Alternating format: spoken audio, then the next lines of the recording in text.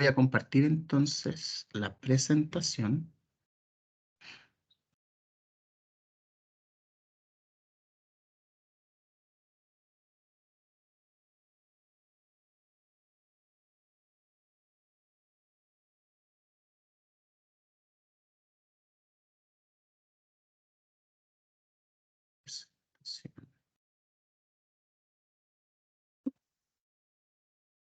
Ya.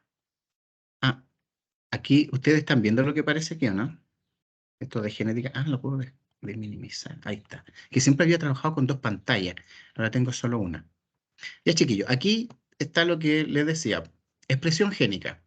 Y la expresión génica, como les mencionaba, es fundamentalmente como lo que está escrito en nuestro genoma, en nuestro DNA, se convierte finalmente en estructuras, en proteínas, en células, en lo que somos nosotros. Entonces, la expresión génica, puede decirse que es el proceso por el cual la información que se encuentra codificada en cada uno de los genes que nosotros tenemos en nuestro DNA, se usa para producir moléculas de ARN o RNA. Ahora, no todas las moléculas de RNA van a llegar, codifican para proteínas, sino que muchas moléculas de RNA se quedan como RNA. Entonces, cuando hablamos de expresión génica, no es solamente la producción de RNA mensajeros que van a concluir eh, produciendo una proteína, sino que muchas de ellas se traducen en proteínas o permanecen como RNAs que no codifican, pero sí tienen una secuencia. Y esa secuencia les permite cumplir otras funciones, por ejemplo, la de los RNA ribosomales, que son parte de los ribosomas, los RNA de transferencia, que son aquellas moléculas que transportan los aminoácidos hacia el ribosoma, y hay otro número de RNAs, qué sé yo, que son más pequeños, que cumplen funciones principalmente regulatorias de la expresión génica, ¿ya? Entonces, no solamente nos quedemos con la idea de que los RNA mensajeros son los únicos que participan de la expresión génica o que son el producto de la transcripción, sino que también hay otros RNA. Entonces, lo que vamos a ver hoy día es transcripción del RNA en procariontes. Luego, la siguiente clase, vamos a ver la transcripción en eucariontes y después vamos a ver entonces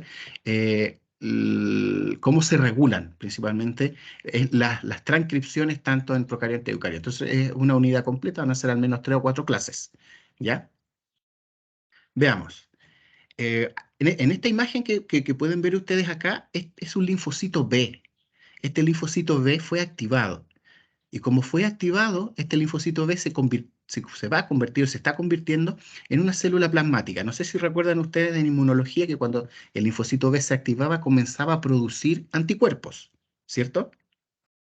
Y el comenzar a producir anticuerpos le significa a la célula llenar su citoplasma, todo su citoplasma, de retículo endoplásmico rugoso, principalmente. Porque ahí es donde está sintetizando la proteína que forma parte de los anticuerpos. Pero para que esto ocurra, este linfocito B tiene que haber sido activado mediante señales, mediante ciertas citoquinas que van a producir cascadas de señalización que vienen desde la membrana de la célula, van a viajar hacia el interior de esta, hacia el núcleo, y en el núcleo de la célula, donde está acá la eucromatina. ¿Se acuerdan ustedes que la eucromatina es donde está la parte de la cromatina que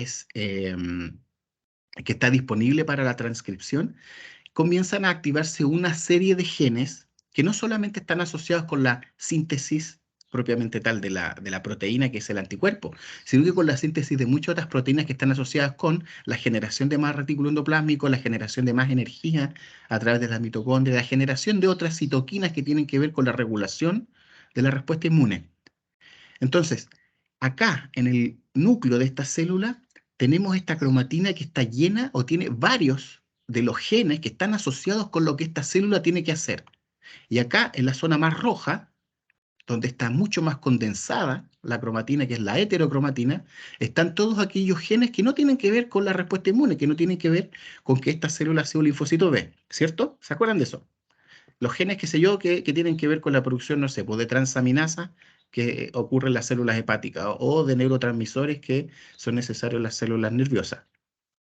Entonces, la expresión de genes tiene que ver con el despertar de todos aquellos genes que están asociados a una célula o asociados a la actividad de una célula en particular, y esa célula en el contexto de un tejido, y ese tejido dentro del contexto de un órgano, y del órgano de un sistema, y así, ¿ya?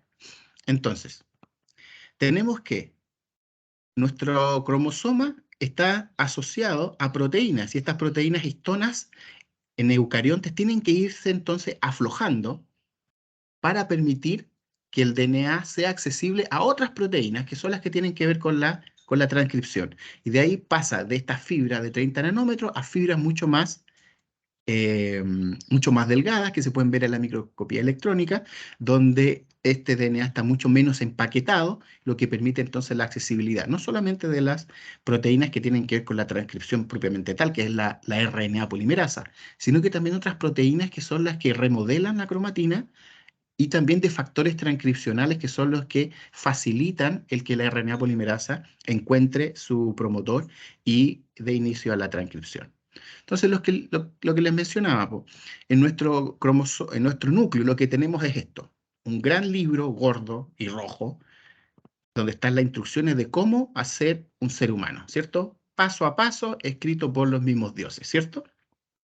Que es nuestro DNA, que lo tenemos acá. Ya vimos cómo este se replica y cómo se automantiene entonces. Vamos a ver ahora esta segunda parte, que es la transcripción y cómo ocurre la transcripción, que es el proceso en el que los genes que están codificados acá finalmente se expresan, ya sea formando una proteína o quedándose como RNA con actividad biológica. La estructura del RNA, recordémosla, la principal diferencia entre el RNA y el DNA está en el carbono de acá, ¿cierto? ¿Cuál carbono es? ¿Se acuerdan?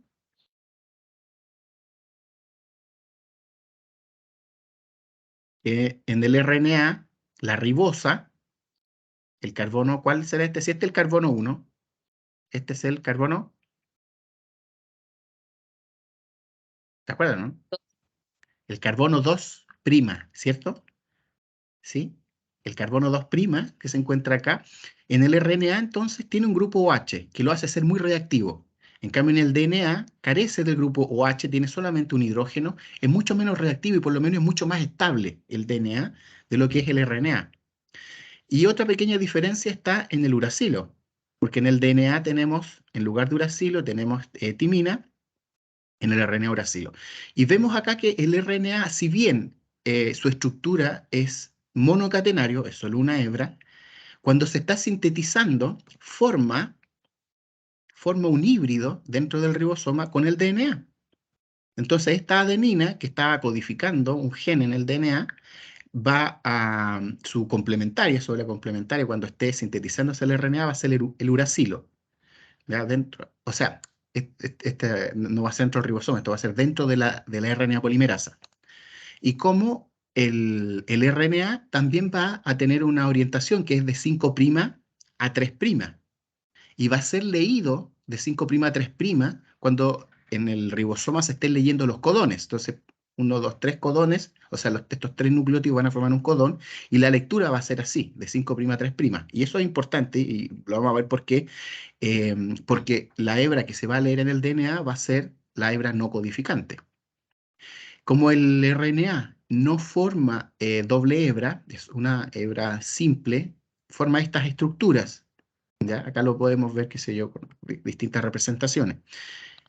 Lo importante de que sea de una sola hebra es que es susceptible de formar esto, ¿ya?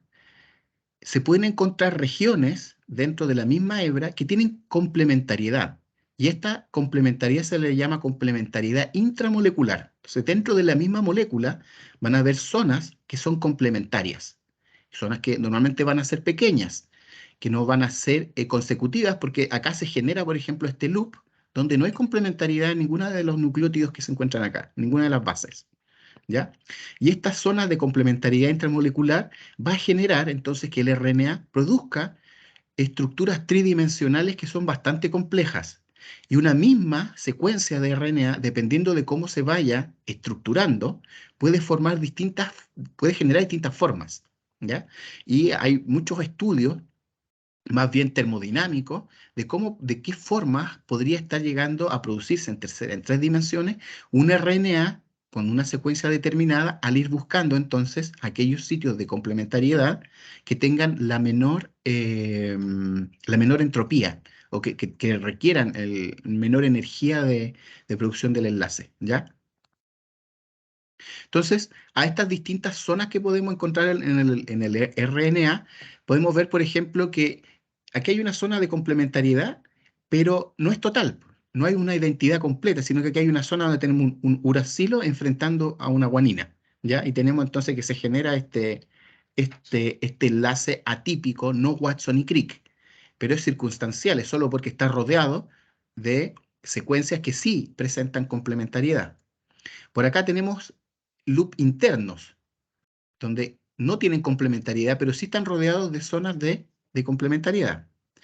Y estas zonas de complementariedad también se les llaman tallos, particularmente cuando están como en un extremo, o están formando como un extremo. Acá tenemos un tallo y una horquilla, ¿ya? Y a esto se le llama un hairpin, ¿ya? Se forman estos hairpin con un tallo y un loop al final. Y así vamos a poder tener entonces distintas estructuras que se van formando dentro de la estructuración de este RNA de hebra simple. Ahora, el RNA entonces de hebra simple, como va a tener esta estructuración, nosotros podemos encontrar al menos 3 tipos que son los más importantes y que yo les voy a preguntar en la prueba, ¿ya? El primero de ellos, y el que tiene que ver entonces con el flujo de la información desde un gen hasta una proteína, es el RNA mensajero, ¿cierto? Este RNA mensajero, entonces, desde su 5' hasta su 3' va a ir codificando los aminoácidos que van a formar parte de un péptido, de una proteína que puede ser una enzima, ¿ya? El RNA mensajero. Luego tenemos otro RNA que se queda como RNA, ¿ya? No codifica para otra cosa, no codifica para una proteína, que son los que están acá, formando parte del ribosoma. Y estos son los RNA ribosomales. Su secuencia va a entregar una estructura. Y esa estructura es la que va a ir formando parte entonces, al unirse con las proteínas ribosomales, va a formar el ribosoma. Entonces el ribosoma está formado por RNA ribosomal y proteínas ribosomales. Y otro RNA importante es el RNA de transferencia, el tRNA, que están acá. Y es un pivote, está entre medio. Este es el que produce entonces, es re importante, porque es el que genera la traducción. Ya tiene un anticodón que se acompaña de una región donde se une el aminoácido que corresponde a este anticodón, que es el que va a ir ingresando acá los aminoácidos y él va a ir haciendo la lectura entonces de la secuencia de nucleótidos para ir generando entonces la cadena apropiada, ¿ya? Tienen que saber entonces exactamente la función de al menos estos 3 RNAs, el mensajero, el ribosomal y el de transferencia. Acá tenemos la estructura del RNA de transferencia, es bastante conservada. Es conservada, pero en estas regiones, por ejemplo, en este tallo, ¿ya? Los tallos son bien conservados. Donde hay diferencia es acá, en esta región donde está el anticodón, que va a ser diferente y que va a ser complementario al codón. Y el codón es el que codifica para un aminoácido determinado. Entonces, el anticodón que tenga un RNA de transferencia, este anticodón va a determinar qué aminoácido es el que se va a unir acá, ¿ya? Cuando se produce el aminoacil tRNA. Un aminoacil tRNA es un tRNA cargado con el aminoácido que le corresponde al anticodón. Si esto falla, nuestro sistema de traducción falla y por lo tanto no se van a poder sintetizar las cadenas de polipéptidos con las secuencias correctas. Los biólogos moleculares encontraron que este tRNA, por los loops que tiene, parece una hoja de trébol, ¿ya? Entonces tendría una hoja de trébol, pero la estructura tridimensional sacada por rayos X nos dice que no tiene tanta forma de trébol, ¿ya? Este más o menos de acá es la estructura, qué sé yo, tridimensional que este tendría.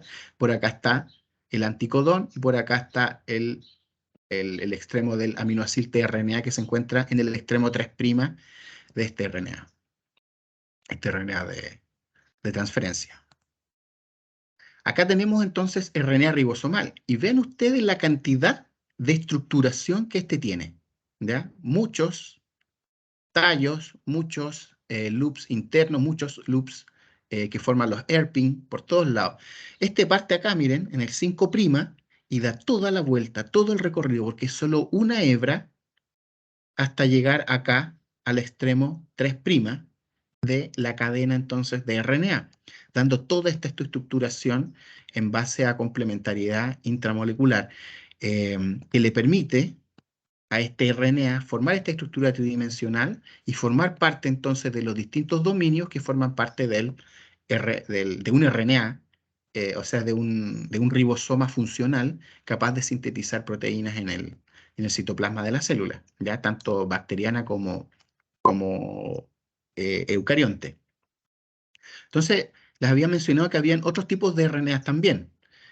RNAs no codificantes. El RNA mensajero es el RNA codificante, y los otros dos, como el RNA ribosomal y el tRNA, son parte de los RNAs no codificantes, pero también están los Small Interfering RNA, que son los siRNA, que se utilizan harto en la actualidad para hacer RNA de interferencia para modificar o modular la respuesta transcripcional.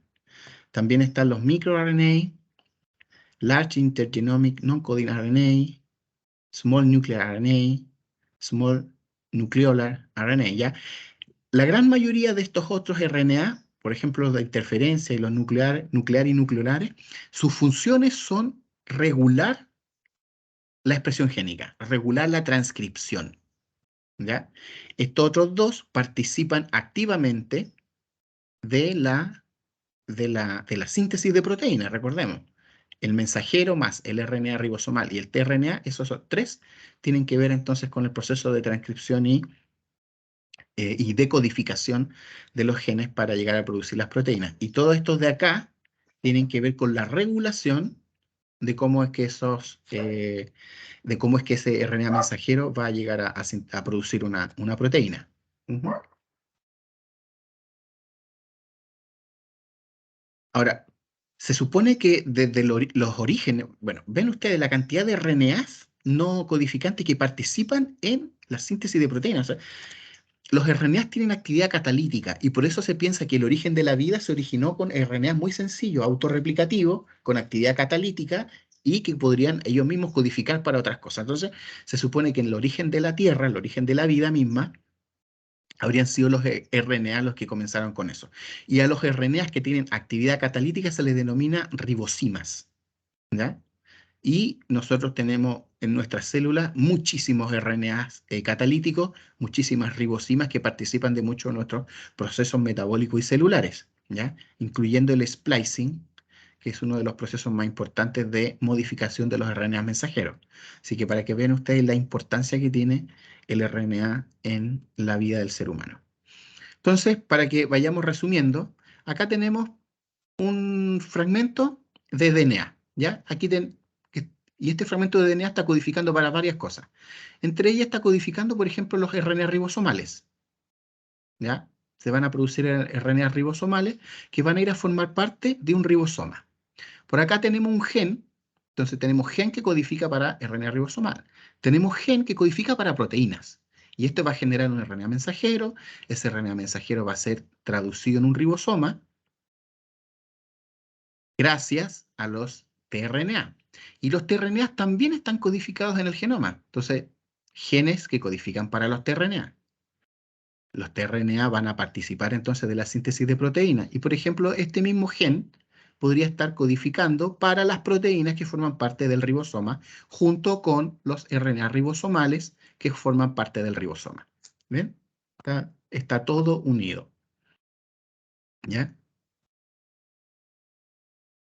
Ahora, vámonos como a la mecánica de cómo se produce entonces la síntesis de RNA. Fíjense ustedes, los RNA van a ir codificando de 5' a 3', como es el sentido de la vida, ¿cierto? Entonces, acá van a estar los codones, que van a tener este sentido, 5' a 3'. Entonces, la hebra de RNA es idéntica a la hebra de DNA, 5', 3', a la hebra codificante, y por eso se le denomina a esta hebra la hebra codificante. Pero para sintetizar una molécula que sea igual a la hebra codificante, la que tiene que ser leída es esta otra, la hebra no codificante, que es la hebra que va de 3' a 5'. Entonces, la RNA polimerasa, para poder sintetizar un RNA idéntico a la hebra codificante, va a leer la hebra no codificante. Parece un trabalengua, pero sí es. ¿Ya? Entonces tienen que tenerlo claro, porque yo se lo voy a preguntar. ¿De dónde, que usa de molde o que usa de templado la RNA polimerasa para sintetizar un RNA codificante, un RNA mensajero que va de 5' a 3'? Va a utilizar la hebra que se llama hebra antisentido, porque es la hebra que va en el sentido opuesto a la hebra codificante. También se llama hebra complementaria, porque es complementaria a la codificante, o también se le denomina hebra no codificante, porque es la que no codifica. La que codifica es la 5', 3'. Si nosotros leemos para buscar el código de 3', 5', no nos vamos a encontrar con el código. Pero sí, si generamos la complementaria a esta, que la complementaria a esta es esta de acá arriba, la codificante, ¿ya? Entonces, todos esos nombres tiene esta hebra de acá abajo. Se llama hebra antisentido, hebra complementaria, hebra no codificante, ¿ya? De esa manera, entonces, obtenemos un RNA con polaridad positiva, ¿ya? Que su codificación va de 5' a 3'. Muchos virus que son RNA, por ejemplo, el mismo RNA del coronavirus, tienen polaridades negativas, es decir, eh, van de 3' a 5', y tienen que pasar por un paso en el que se replique ese RNA para generar la hebra codificante para generar entonces más copias de RNA y que se puedan expresar los genes de ese virus, ¿ya?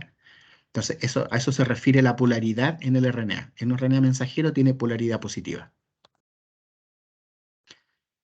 ¿Quién es el que está encargado entonces de sintetizar este RNA mensajero y en general todos los RNAs?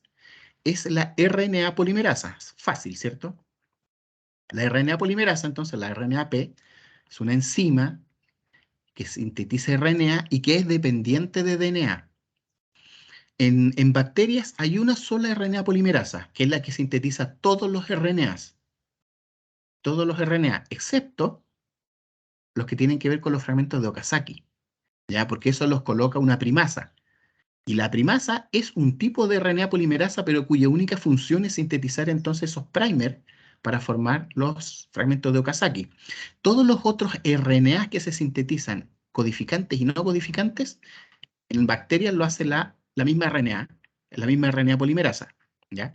Y esta RNA polimerasa entonces, la holoenzima significa la enzima completa, está formada por varias subunidades, por varios polipéptidos, por varias proteínas.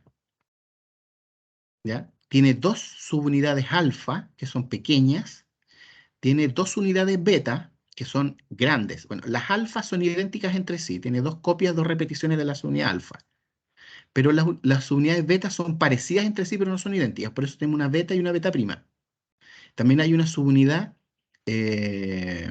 omega y una subunidad sigma. Ahora, esta subunidad sigma también se le denomina factor sigma, que es más bien un factor transcripcional, que no forma parte después de la enzima cuando ésta comienza a sintetizar el RNA. Este se desprende. Pero la enzima completa, es la holoenzima, está formada por todas estas subunidades, ¿ya?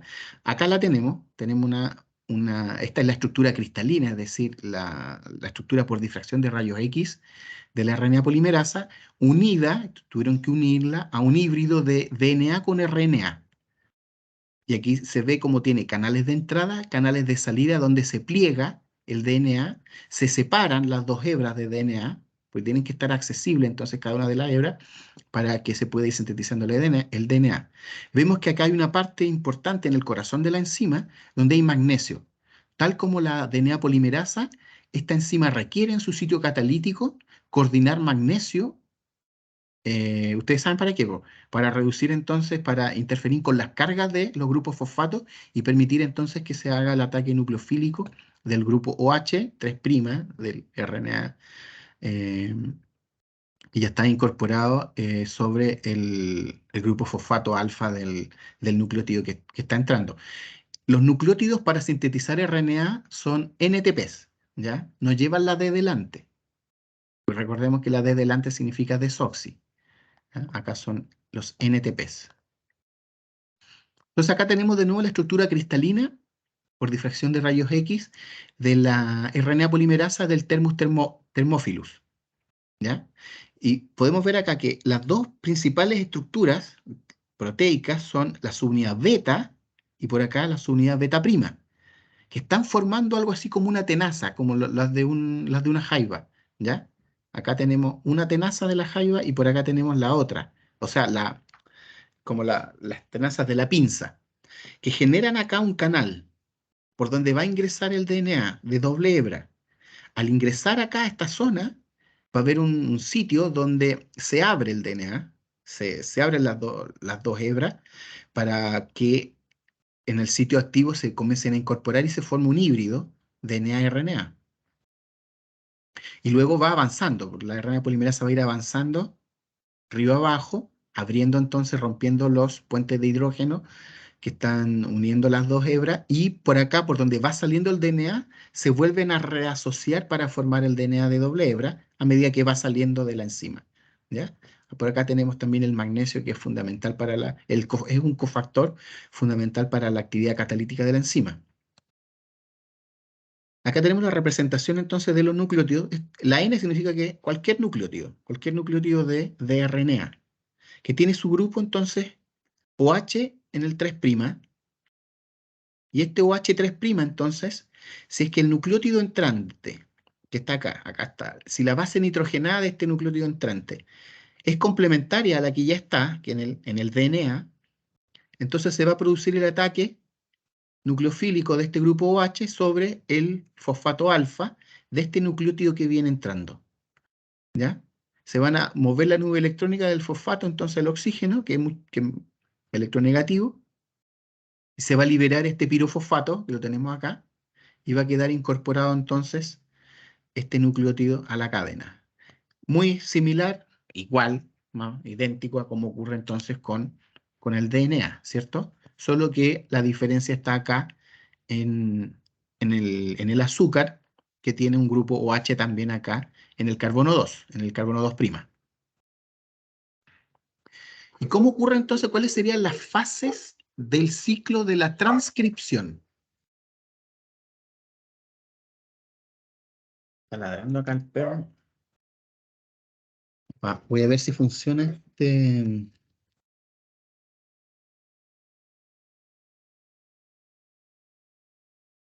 Chiquillos, ¿me pueden decir si me escuchan bien?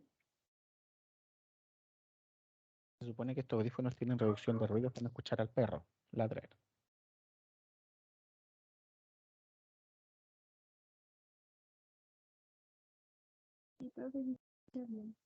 ¿Sí? ¿Me escuchan bien?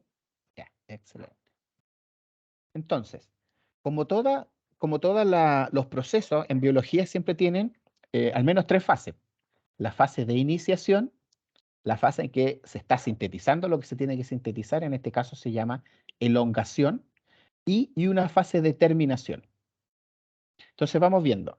En la fase de iniciación, que es todo esto de acá arriba, que es la parte más compleja y la parte más complicada, porque tiene que ver con que, ya les mencioné, no todos los genes se van a expresar durante todo el tiempo y en todas las células.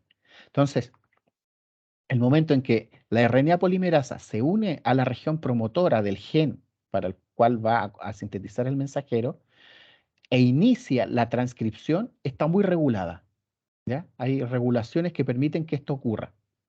Entonces, lo primero que va a ocurrir es lo que ya les mencioné.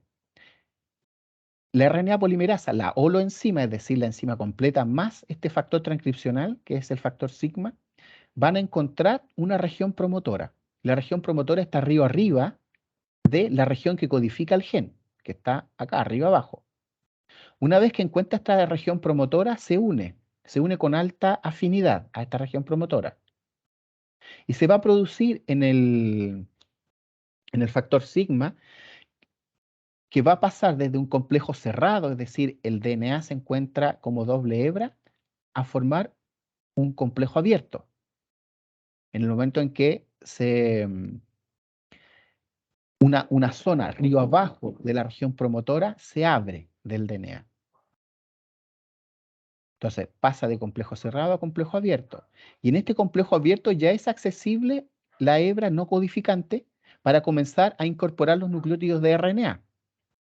Pero la RNA polimerasa va a hacer varios intentos de ir colocando RNA, que vaya creciendo la cadena de RNA, que se llaman intentos abortivos. Es decir, va a poner RNA y luego los va a sacar, se va a devolver. Va a poner de nuevo RNA, los va a sacar y se va a devolver. Va a hacer varios intentos abortivos y todo esto entonces, el proceso se llama la iniciación. Y cuando finalmente se libere el factor sigma, que es el que identifica la región promotora y el que participa en la formación del complejo abierto, se libera el factor sigma, comienza a incorporar los nucleótidos de RNA y se desprende de la región promotora, tenemos la fase de elongación. En esta fase de elongación, entonces, esta burbuja de transcripción va a ir viajando junto con la RNA polimerasa, donde se va a ir denaturando el DNA a medida que avanza y se va a ir renaturando por detrás a medida que lo va dejando atrás, ¿ya? Va dejando atrás el promotor durante la fase de elongación y luego viene una fase de terminación que puede ser de dos formas, en la que se libera el RNA del DNA, de este híbrido que se está formando aquí al interior de la RNA polimerasa, y la RNA polimerasa también. Se liberan ambos, dejando disponible la RNA polimerasa para ir a encontrar otra región promotora e iniciar otra transcripción, y al RNA entonces lo deja libre para cumplir su función. Si es un RNA mensajero, para ir entonces al ribosoma, codificar una proteína; si es un RNA ribosomal, también para ir al ribosoma, pero para formar parte de él, ¿ya? Entonces, este es el proceso más o menos de transcripción. Vamos a ir un poco al detalle. En los procariontes, ustedes saben que los genes pueden organizarse en operones. Y estos operones, que no ocurren en eucariontes como nosotros, son un conjunto entonces de genes, ¿ya? De regiones que codifican, regiones codificantes de genes, que están unidos y controlados por una misma región controladora, que sería la región promotora. Acá entonces, desde este punto de aquí hasta acá, tenemos un operón, y este operón se llama el operón lactosa, que es el operón más estudiado, del que mejor se conoce en Escherichia coli. Y este operón entonces está formado por la región controladora. Dentro de la región controladora está la región que se llama la promotora, y el promotor entonces está arriba de las regiones codificantes, o que codifican para tres genes al menos: para la beta-galactosidasa, el Z, el Y para la galactosidoperimeasa, y este otro gen que se denomina el A para la tiogalactosido transacetilasa, ¿ya? Normalmente los operones están formados por los genes que codifican para proteínas que están asociadas a una vía metabólica. Y eso entonces le facilita a la célula, a la bacteria en este caso, el dar inicio a una vía metabólica completa al tiro, sintetizando todos los componentes que son necesarios, controlados por un solo promotor, ¿ya? Entonces la RNA polimerasa se posiciona acá y va a sintetizar los RNA mensajeros para cada uno de estos tres genes. Hay otros operones más cortos, que son de 2 genes, y otros operones más largos, que pueden tener 4, 6 genes o 10 genes, bajo el control de un mismo promotor. Ahora, el caso de este operón, y por eso es tan choro estudiarlo, es porque uno de los genes que está asociado con el control de la expresión de este operón está justo pegadito a la región promotora, ¿ya? Está pegadito acá arriba. Pero este gen, que es regulatorio, no forma parte del operón, ¿ya? El operón comienza aquí y termina acá. Pero los operones, aparte de la región promotora, pueden estar siendo regulados o pueden estar siendo controlados por factores transcripcionales, y estos factores transcripcionales también están codificados en el genoma del organismo y pueden estar codificados muy lejos, en otro lado del cromosoma, o puede estar aquí pegadito, pero no forman parte del operón, ¿ya? Y después vamos a ver cómo funciona esta región controladora acá, este operador. Acá se une el producto de este gen para controlar la expresión, para controlar a este promotor, para que no esté sintetizando tanto estas proteínas cuando no se necesitan, ¿ya? Entonces, ¿cómo es un promotor? Los promotores se encuentran entonces río arriba de las regiones que codifican para proteínas o que codifican para el gen que se está, que se está codificando en el DNA, ¿ya? Entonces, los promotores son secuencias en el DNA. Y acá tenemos el alineamiento de la región, de las regiones promotoras de varios operones, ¿ya? El primero de aquí es del operón LAC. Aquí está la secuencia entonces del operón del, del operón LAC. Y vemos que acá está el sitio de inicio de la transcripción. Este es el sitio +1. Se le denomina sitio +1 entonces donde se va a incorporar el primer nucleótido de RNA. Si nosotros vemos más atrás, fijémonos. Aquí en morado está la región promotora, ¿cierto? Cuando se abre acá el complejo abierto, vemos que es al final de la región promotora. Y es al final de la región promotora, miren aquí, donde se va a incorporar el primer nucleótido de RNA. Y donde se incorpora este primer nucleótido de RNA se le denomina el sitio +1. Y por eso las regiones promotoras que están río arriba, es decir, aquí a la izquierda del sitio +1, donde se coloca el primer nucleótido de RNA, que va a ser el nucleótido 5', van en números negativos, porque esta caja o esta pequeña secuencia de 6 nucleótidos corresponde al sitio -10, porque está localizado aproximadamente, o el centro de este sitio está localizado aproximadamente 10 nucleótidos río arriba del sitio +1. Este sitio -10, fíjense ustedes, está muy conservado en todos estos operones, en el operón LAC, en el operón I, en el de la galactosa, en el de la arabinosa, en una cantidad de operones. Esta región, el -10, está sumamente conservada. Fíjense en esta timina que está colocada acá, sumamente conservada, y la timina de acá también, muy conservada. Y por eso a esta caja, o a este sitio -10, se le denomina la caja TATA, ¿ya? Ta. Esta es la secuencia consenso, es lo que más se repite al alinear muchas regiones promotoras en Escherichia coli, en gram negativo. Y esta caja TATA también funciona en humanos y en la gran mayoría de los seres vivos. Y la secuencia consenso no es solo TATA, sino que es TATA-AT. Y esta secuencia consenso del sitio -10 no existe en ni un solo promotor, ¿ya? No hay ningún solo promotor conocido, natural, cuya región sitio -10 sea TATA-AT. Todos tienen algún pequeño cambio. Artificialmente se genera este sitio -10 como un motor, como un promotor, pero este promotor es demasiado potente, demasiado poderoso en esta región -10, tener TATA-AT. Y luego tenemos una segunda región que está algo así como 19 nucleótidos, río arriba del sitio -10, que está en el sitio -35. Las secuencias del sitio -35 son menos conservadas, ¿ya? No son tan conservadas como la caja TATA. Y lo más importante es la distancia que hay entre el -35 y la caja TATA y el -10. Esta distancia que está acá es la que siempre se tiene que mantener para cada operón más o menos determinado. Tiene entonces su secuencia que no es tanta secuencia consenso. Algo importante de la secuencia consenso que tenemos acá, fíjense ustedes, solamente son pares AT. No hay GCs aquí. Y eso disminuye entonces la fuerza necesaria para abrir esta zona en el DNA. En cambio, acá sí tenemos un par de GC porque sí esta región se mantiene cerrada cuando se arma el complejo abierto. Y por acá tenemos el sitio +1, que en un 50% de las veces es una adenina y por lo tanto estaría codificando para un uracilo, ¿cierto? Entonces, muchos genes, muchos RNA mensajeros parten con un uracilo en su 5', o al menos 51% de esto. ¿Ya? No olvidemos que esto que tenemos acá es la secuencia en el DNA que va 5' a 3'.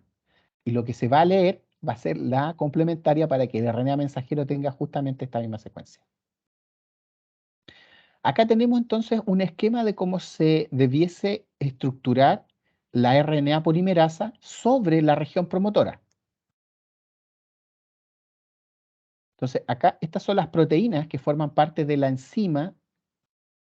Por acá el factor sigma, que junto a todo esto forma entonces la holoenzima, que va a ir escaneando el DNA hasta encontrar una región promotora, un sitio -10, un sitio -35.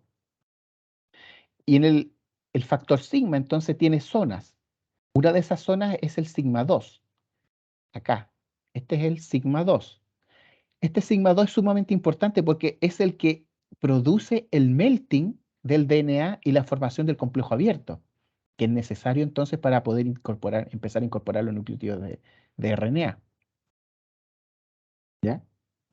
Y se supone que esta proteína, las proteínas alfa, están formadas como por dos dominios, dos regiones. Uno que está unido a otras proteínas, entonces son dominios de unión a proteína, pero también tiene un dominio de unión a DNA.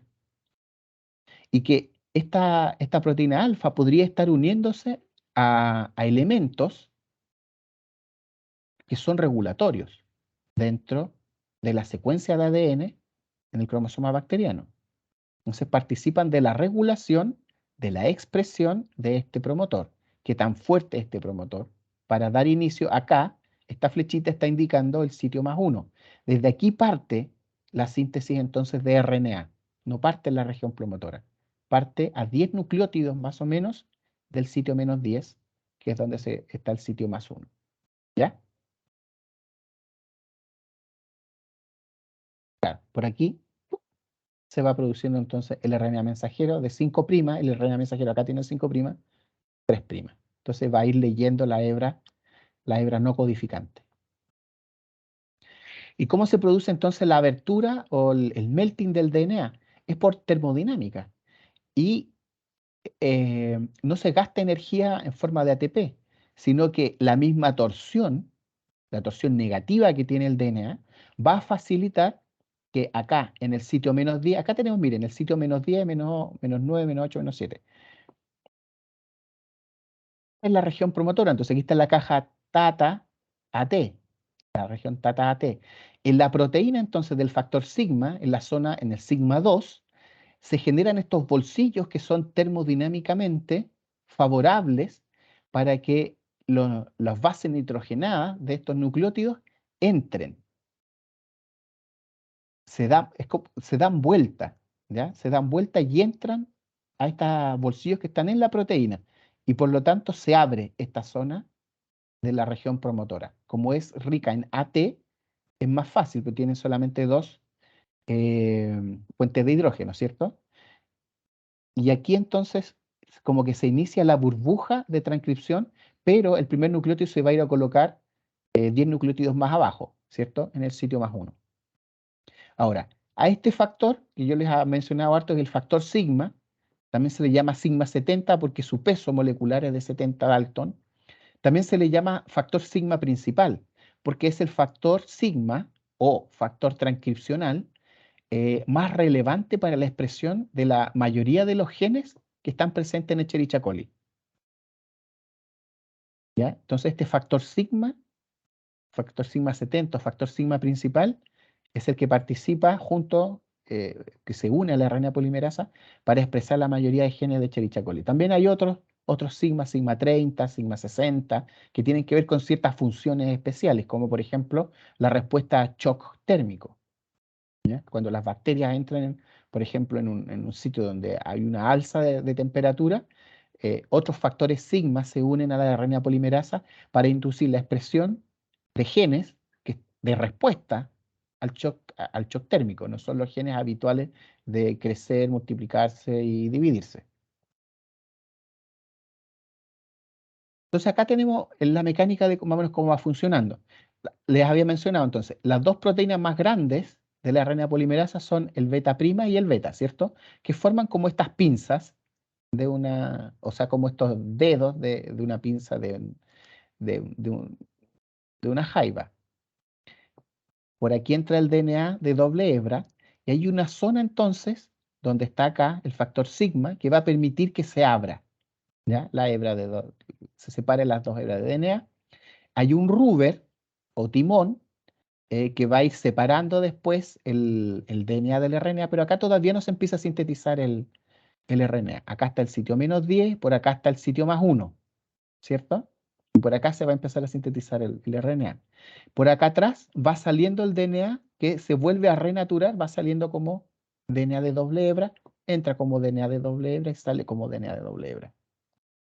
Entonces es aquí al medio de la RNA polimerasa donde se forma la burbuja transcripcional, donde se abre el DNA y se forma este híbrido a partir del sitio +1, donde se va a ir sintetizando el RNA, y el híbrido va a tener algo así como entre 8 y 9 nucleótidos, antes de que el rubber, que es un timón que está aquí entre medio, separe el RNA del DNA, para que el DNA vuelva a renaturarse por acá y el RNA va a ir saliendo por el canal de salida del RNA. El RNA, por ejemplo, este RNA mensajero que va 5' a 3', leyendo obviamente la hebra no codificante, la hebra 3', 5', ¿cierto?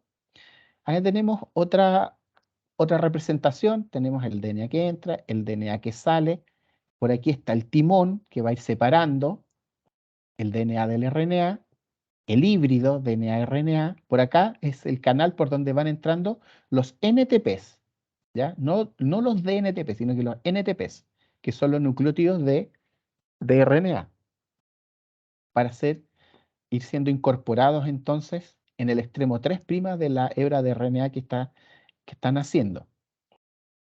Y por acá va saliendo la hebra de RNA, que sigue por un canal de entre 6 a 7 nucleótidos, ¿ya? Este canal de acá, antes de salir al exterior de la RNA polimerasa, y la RNA polimerasa va a ir avanzando entonces en la dirección 5' a 3' de la hebra codificante. Se supone que han habido más o menos 3 teorías que explican cómo la RNA polimerasa va a ir avanzando en esta burbuja transcripcional. Se pensaba, porque se sabe que la RNA polimerasa hace estas transcripciones abortivas, ¿cierto? Que como que coloca un par de nucleótidos de RNA y luego se deshace de esto y regresa a su sitio. Se supone que hacía algo así como excursiones transitorias, como que avanzaba un poco unos cuantos nucleótidos, después los soltaba y se devolvía a su sitio de origen.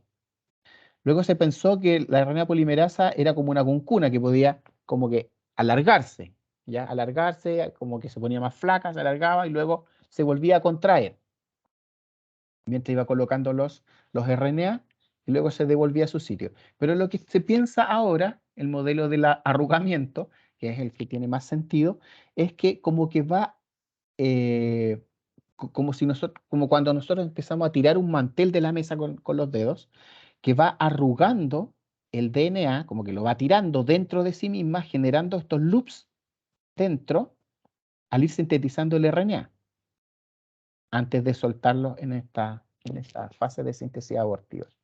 ¿Ya? Se supone que esta sería la teoría más aceptada en la actualidad. ¿Y cómo va ocurriendo esto? Podemos ver acá en A. Tenemos una RNA polimerasa que ya inició la síntesis de RNA, está en la fase de elongación. Entonces ya se está avanzando entonces por el DNA, leyendo, por supuesto, la hebra no codificante para ir incorporando los nucleótidos de RNA, 5' a 3'. En B podemos ver entonces que se incorpora o sea que la RNA polimerasa como que avanza a un sitio, dejando este nucleótido de DNA libre para que sea leído por la RNA polimerasa. Podemos ver acá en C que va a probar con un nucleótido, este nucleótido entrante va a probar si hay complementariedad de bases aquí. Si es que hay complementariedad de bases, se produce acá el enlace fosfodiéster, ¿cierto? Por el ataque nucleofílico del grupo H3' sobre el fosfato alfa del nucleótido que está ingresando. Pero si no hay complementariedad, y igual se forma el enlace fosfodiéster, este puede ser roto. La RNA polimerasa se devuelve un puesto para tratar de incorporar el nucleótido correcto. Entonces, la RNA polimerasa sí tiene una actividad correctora similar a como lo tiene la DNA polimerasa, que también va a ir releyendo lo que va escribiendo e ir corrigiendo de inmediato el último nucleótido que incorporó. Pero la tasa de error de la RNA polimerasa es mucho más alta, ¿ya? Es como 1000 veces más alta que la tasa de error que tiene la DNA polimerasa. Y eso tiene sentido porque el DNA es el que tiene que mantenerse las copias más exactas. En cambio, en el RNA no es necesario, porque se sintetizan muchas copias de RNA. Si hay un nucleótido mal incorporado, solamente va a estar en ese RNA, no se va a transmitir a la descendencia y probablemente simplemente la proteína que se iba a sintetizar con ese RNA no quede tan buena nomás, pues ya se generarán más RNAs a partir de ese gen. Entonces, acá tenemos el resumen. Tenemos la región promotora, que está río arriba de las regiones codificantes. Tenemos que la holoenzima, que es la RNA polimerasa más el factor sigma, van escaneando el DNA, van avanzando y cuando llegan a una región promotora, es decir, estos sitios, estas cajas TATA y estas cajas -35, aquí se posiciona, ahí se queda, ¿ya? Si hay factores transcripcionales apropiados, si se encuentran entonces las condiciones apropiadas para que se inicie la expresión de este gen, entonces se va a formar el complejo abierto. Cuando se inicie el complejo abierto, se van a incorporar los primeros nucleótidos de RNA, ¿cierto? Y se va a liberar entonces el factor sigma se va. Y lo que queda es el core de la enzima, ¿ya? Esto que está en amarillo, esto en amarillo es el core. Acá, esto de acá es la holoenzima, acá es el core. Y este core de la enzima es el que tiene la actividad enzimática, la actividad catalítica de ir entonces leyendo el DNA y sintetizando el RNA, el complementario, formando el enlace fosfodiéster entre los nucleótidos que van a ir incorporando. Entonces, la RNA polimerasa es también procesiva, es decir, va a ir catalizando la reacción muchas veces a lo largo entonces del DNA. Incorpora algo así como 50 nucleótidos por segundo, muchísimo más lenta que la DNA polimerasa. La DNA polimerasa incorpora entre 1000 y 2000 nucleótidos por segundo, la RNA polimerasa solo 50. ¿Ya? Y aquí tenemos algo importante entonces, porque recordemos que la energía necesaria primero para que se funda esto, ¿ya? Para que se abra la doble hebra de DNA, se convierta en hebra simple, proviene del retorcimiento negativo que tiene el DNA. Pero cuando vaya avanzando la RNA polimerasa con esta burbuja de replicación, o sea, esta burbuja de transcripción, va a suceder lo mismo que con la burbuja de replicación, que va a ir tensionando el DNA hacia adelante, a medida que va avanzando la burbuja, va a ir rompiendo los puentes de hidrógeno, pero, y formando entonces un superenrollamiento positivo hacia adelante, ¿cierto? Pero cuando se vaya formando entonces, reformando los puentes de hidrógeno del DNA, se va a ir, eh, va a ir generando un superenrollamiento pero negativo hacia atrás de la RNA polimerasa. En algún momento, este superenrollamiento positivo hacia adelante va a generar tanta tensión positiva en el DNA, que no se va a poder seguir abriendo, no va a poder seguir avanzando la RNA polimerasa y su burbuja de transcripción. Y por eso que es necesario que las topoisomerasas vayan relajando por acá adelante para que el DNA pueda seguir abriéndose esta burbuja de replicación. Y esta actividad la tiene la DNA girasa. Ya hay algunos antibióticos que actúan sobre la DNA girasa. Así de importante es, porque el antibiótico lo que hace es que las bacterias se mueran finalmente. Si no hay actividad de la DNA girasa, es decir, la RNA polimerasa no puede seguir avanzando y por lo tanto no puede expresar genes, las bacterias se mueren. Y por el otro lado, por acá atrás, lo que se está produciendo es superenrollamiento negativo, que también eh, no es bueno. No es bueno para la bacteria estar generando tanto superenrollamiento negativo. Y acá actúan entonces la topoisomerasa 1 para ir produciendo el relajamiento entonces de la tensión que se va produciendo por el paso de la burbuja de transcripción, ¿ya? Entonces, por delante se produce superenrollamiento positivo, la DNA girasa es la que es necesaria para relajarlo. Por detrás se va produciendo superenrollamientos negativos y la topoisomerasa 1 es la que es necesaria o participa del relajamiento de esta zona. ¿Bien? ¿Están bien hasta aquí, chiquillos? ¿Preguntas?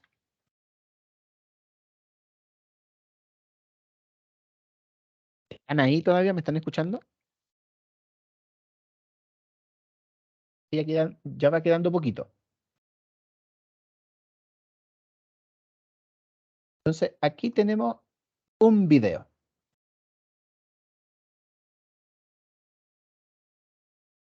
¿Ustedes escuchan al narrador que está narrando en inglés? ¿Lo escuchan?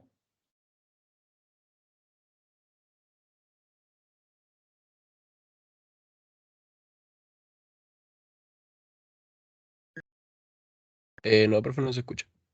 ¿No se escucha el narrador? Ya, entonces yo les voy a ir narrando porque yo sí lo escucho. Vamos a volver aquí a la presentación. Entonces, lo que el narrador les había dicho en un principio es que la transcripción está producida, es dirigida por DNA para producir RNA. La RNA entonces va a encontrar la hebra templado en esta región que es la región promotora, va a ir incorporando entonces los nucleótidos de RNA, leyendo la hebra templado, que es la hebra no codificante, para producir este RNA que es 5' a 3' el RNA. El RNA, el DNA entonces luego se vuelve a reasociar por acá atrás, se va desasociando por acá al medio. A medida que van avanzando la RNA polimerasa y la burbuja de replicación, hasta llegar al sitio entonces donde se termina la transcripción. Y el DNA vuelve entonces a reasociarse como DNA de doble hebra. Cortito el video, pero me parecía que era más o menos explicativo.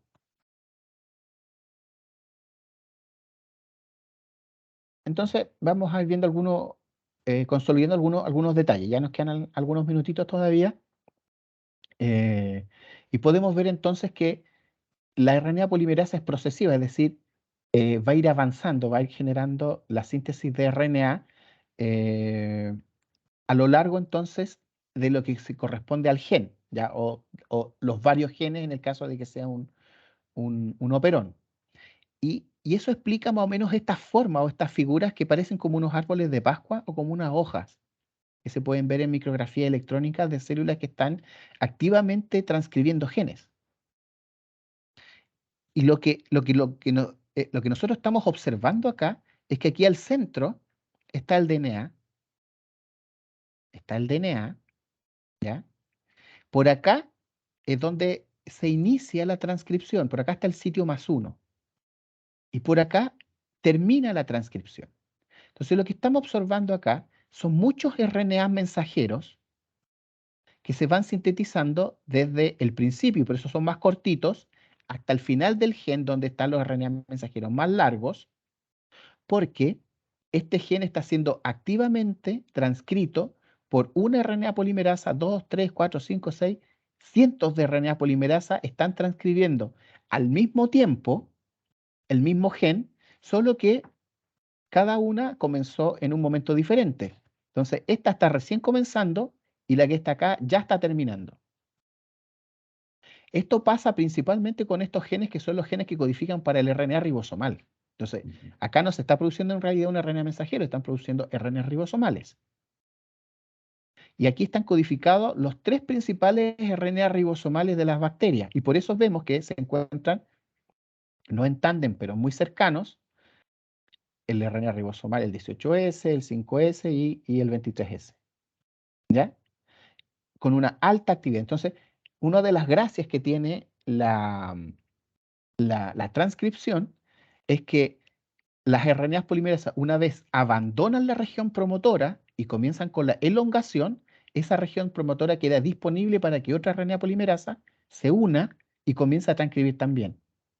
Y estos genes, entonces, que son los que requieren mayor transcripción en la historia de los genes que requieren transcripción, se estén transcribiendo tanto. Ya hay cientos de RNAs polimerasas trabajando a la vez sobre el mismo gen, en este y en este. Entonces, acá tengo algunos datos. Por ejemplo, la RNA polimerasa presenta una frecuencia de error que es aproximadamente 10 elevado a la 4, que es 10.000 a 1.000.000 de veces más grande la tasa de error que la que podemos encontrar en la DNA polimerasa. La RNA polimerasa abandona el promotor, bla, bla, bla, esto ya se lo mencioné. En Escherichia coli puede haber algo así como 10.000 copias de una proteína ribosómica, pero solo unas cuantas copias de un regulador transcripcional. Lo que le estaba mencionando. Hay genes que requieren ser transcritos una y otra vez porque se requiere mucho para las funciones celulares, como es el RNA que forma parte de los ribosomas, pero hay otros genes que la proteína que están codificando se requieren bajas cantidades, como por ejemplo la de los reguladores transcripcionales.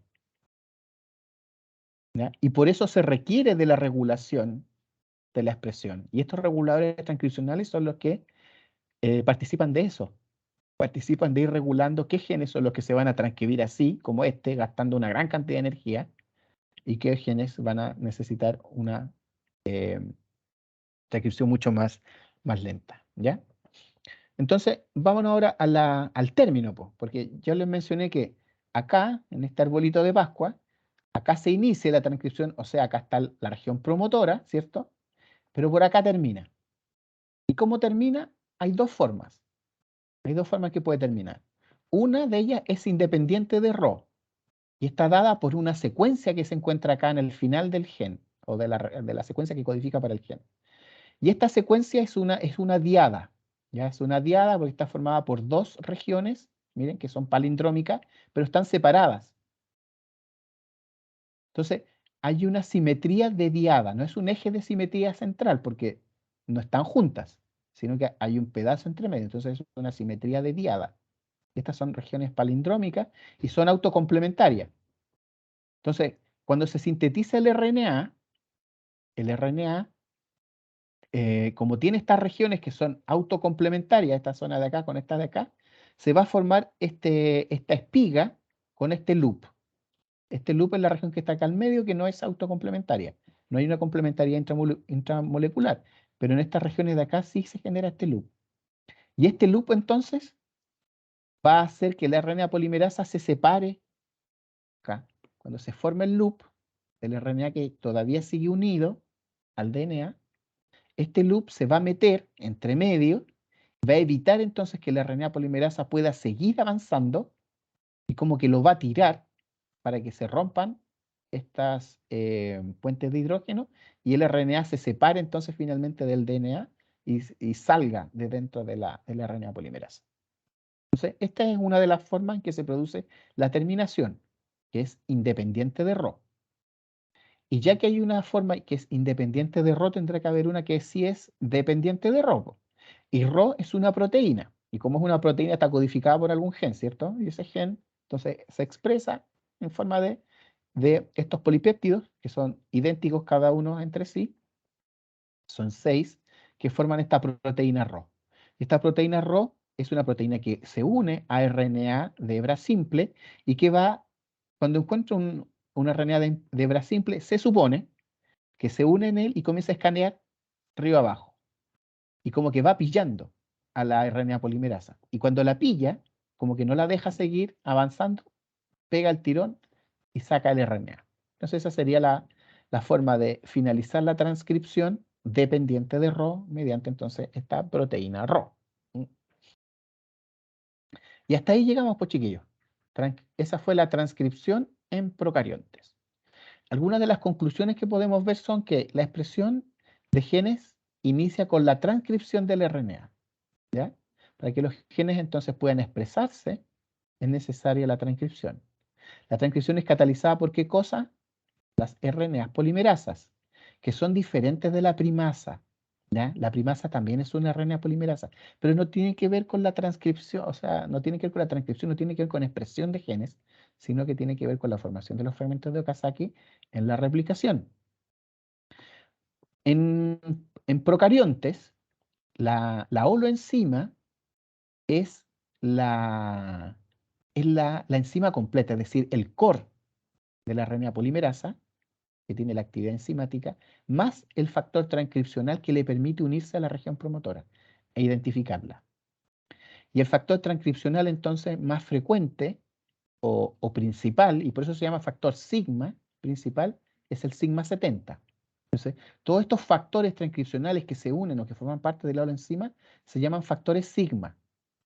Y dependiendo de su secuencia va a ser su peso molecular. Entonces, el sigma principal pesa 70 kilos Dalton y también se llama sigma 70. La región más conservada entonces de los promotores es el sitio -10, que también se llama la caja Tata o caja Pribnow. Es el apellido del caballero que la identificó. ¿Ya? Entonces, cualquiera de las formas que ustedes me pongan en la prueba va a ser válida. Sitio -10, caja Tata o caja Pribnow, que es la secuencia más conservada de la región promotora. La caja Tata es una secuencia consenso, entonces de 6 nucleótidos. En realidad, la secuencia consenso es la Tata AT, pero esta secuencia consenso no se encuentra en ninguna región promotora natural conocida. La transcripción se inicia en el sitio +1, que está más o menos a 10 nucleótidos, arriba abajo, del centro de la caja Tata. ¿Ya? Y la transcripción es terminada entonces por secuencias intrínsecas en el caso de las independientes de Rho o mediante la participación de una proteína que se llama Rho. Y luego comenzamos entonces con transcripción en eucariontes la próxima clase, la próxima semana. Chiquillos, ¿qué les pareció? ¿Tienen preguntas?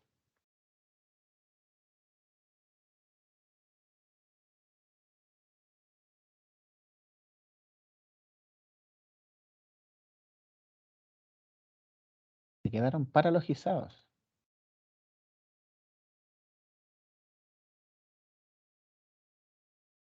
Personalmente no, profe, de momento no. ¿Y qué les pareció? ¿Qué les pareció la clase? ¿Qué les pareció el proceso entonces de la transcripción? ¿Están de acuerdo? ¿Encuentran un buen proceso? ¿Lo van a estudiar para la prueba?